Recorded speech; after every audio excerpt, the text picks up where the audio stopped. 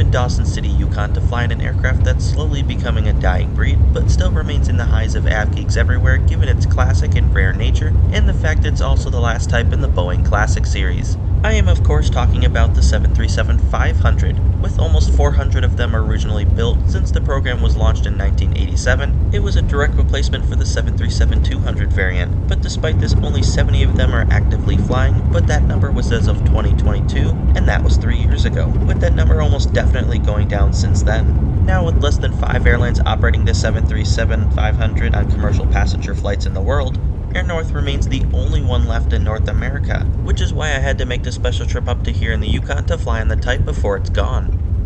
Although Air North did stop their commercial flights to Alaska, they still do operate charters from here in Dawson City to Fairbanks. And given they have to get the plane from Whitehorse up to here in Dawson anyways, and back on the return trip, they do sell these flights between Dawson City and Whitehorse on the 737-500 to regular passengers, which is exactly why you see jets operating to this very small airport.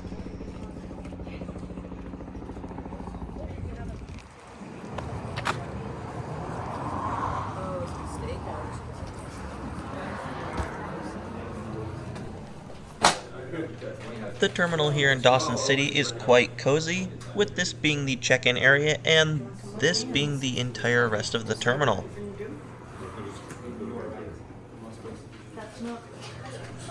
But don't worry, they do have a baggage claim for arriving passengers. It's this little door right here.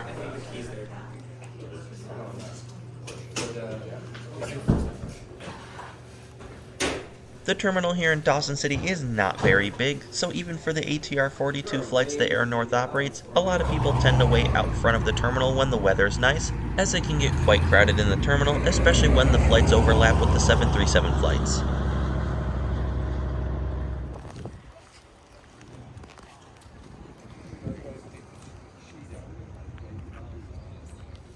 For those coming off any of Air North's ATR 42 flights to and from Dawson, this green door is where you'll enter and exit from.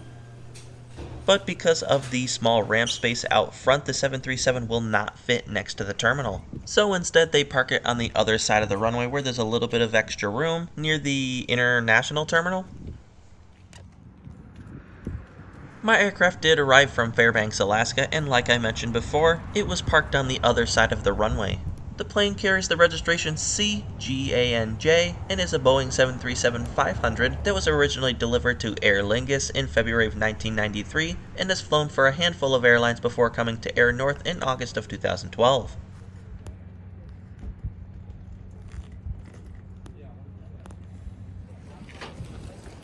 I was super excited to fly on board the 737-500 as this would be the first Boeing Classic aircraft I have ever been on. And finally the time came when we started our boarding process. They've made an announcement that everybody heading on the jet flight would have to get on the bus so we could head over to the aircraft.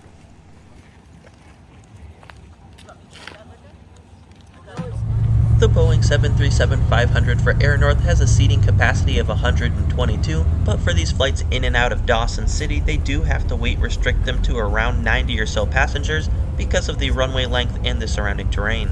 Luckily, we didn't even get close to that, with only about 27 people on this flight headed to Whitehorse.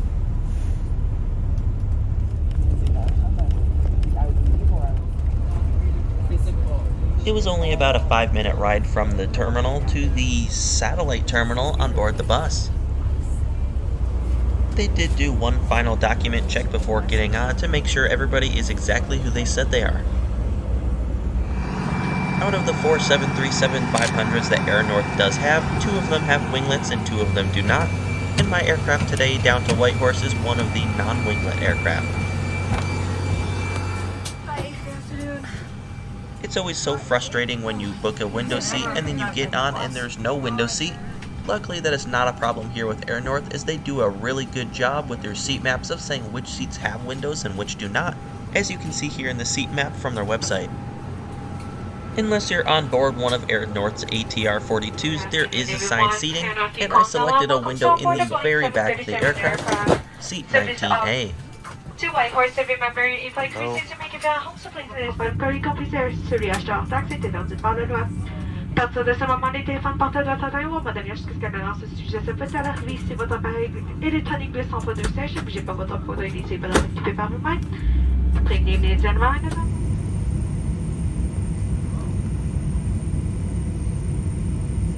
De retrait et d'enfilage. La réglementation aérienne canadienne exige que tous les passagers se conforment aux consignes lumineuses, aux plaques signalétiques et aux instructions de l'équipage de bord. Si vous avez des questions ou des préoccupations au sujet de ce vol, n'hésitez pas à les porter à l'attention d'un agent de bord. À présent, veuillez vous assurer que le dossier de votre siège ainsi que votre tablette sont en position verticale et verrouillée, que votre ceinture...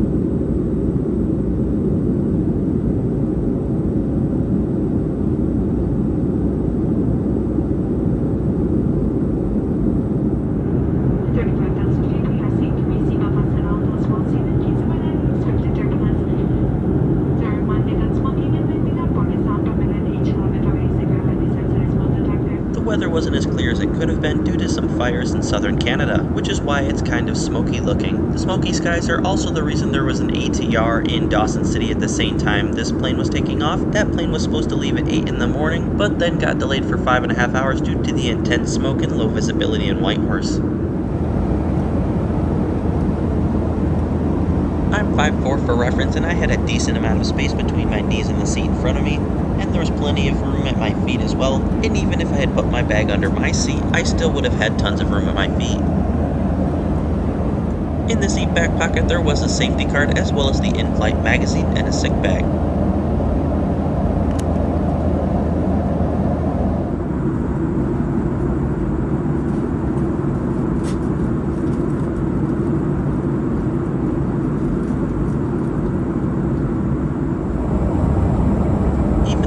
was a short flight, they did do a snack and drink service on board, and they came around and gave everybody a cookie as well as their choice of snack and drink. When I was getting on board, I noticed the seats and the color scheme looked kind of familiar, and then I saw this logo and pretty much knew exactly where they came from. Despite this specific tail number never flying for Southwest, as an AvGeek it was nice seeing the logo given the airline was the launch customer for the 737-500. With the service now over, I decided to sit back and relax and enjoy the sounds of the 737-500 for the rest of this very short flight down to Whitehorse.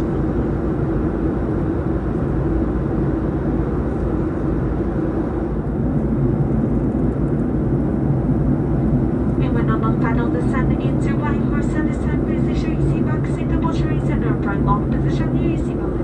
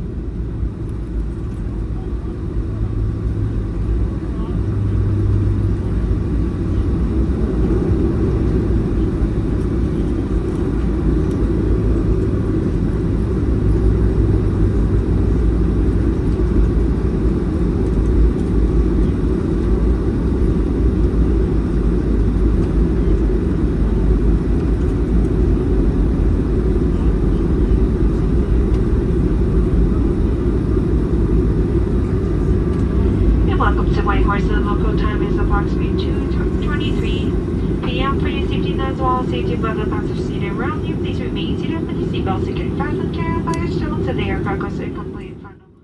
I had an absolutely wonderful time flying on my first Boeing Classic aircraft with Air North from up in Dawson City down to Whitehorse.